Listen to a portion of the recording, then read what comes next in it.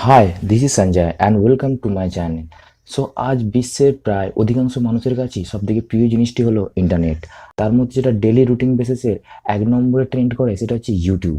So ইউটিউবে আমরা একবার না হলেও একবার ভিজিট করেই থাকি সারাদিনের মধ্যে। সো আজকে আমরা ইউটিউবের টপ কয়েকটা শর্টকাট সম্পর্কে জানবো, যেগুলো ইউটিউব ব্যবহার করার অভিজ্ঞতা আমাদের কিছুটা এনহান্স করতে সাহায্য করবে।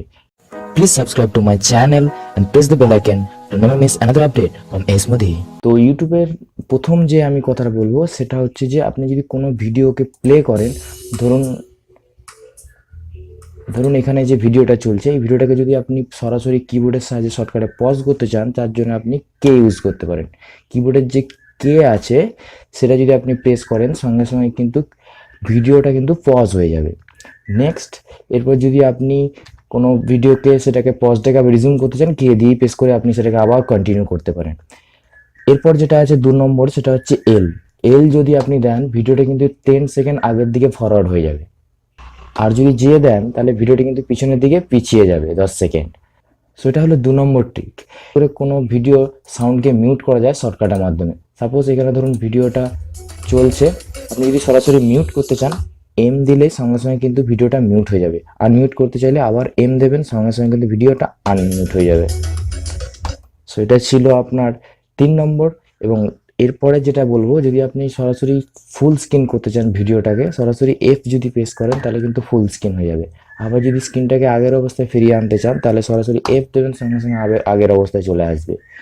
এরপরে যেটা ফাইনাল এবং লাস্ট যে 5 নম্বর যে ট্রিকটা কথা বলবো সেটা হচ্ছে যে আমাদের নাম্বার যেগুলো আছে কিবোর্ডের মধ্যে, আমরা যদি ট্রু প্রেস করি, ধরুন 2 প্রেস করি, তাহলে কিন্তু 20% ভিডিওটা আগের দিকে ফরওয়ার্ড হয়ে যাবে। 3 প্রেস করলে 30%, 4 40, 5 যদি প্রেস করি 50% বা 50% ভিডিওটা এগিয়ে যাবে।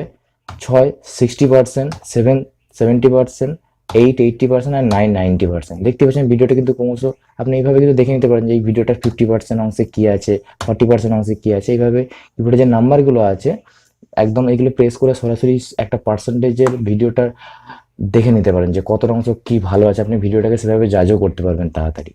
সো এই ছিল টপ কয়েকটা ইউটিউব শর্টকাট, যেটা আপনাদের অবশ্যই জানা দরকার আপনার ইউটিউব অভিজ্ঞতা আরও বাড়ানোর জন্য। If you learned something new from this video, please hit like and let us know your opinion in the comment section below, and please subscribe to my channel. And if you already have subscribed, thank you so much for that, and please share it.